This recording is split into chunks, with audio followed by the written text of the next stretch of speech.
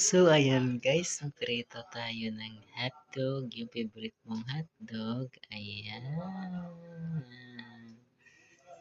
And, tuyo. Ayan. Ayan. Charger. Tapos, saluin natin yung itlog. Ayan.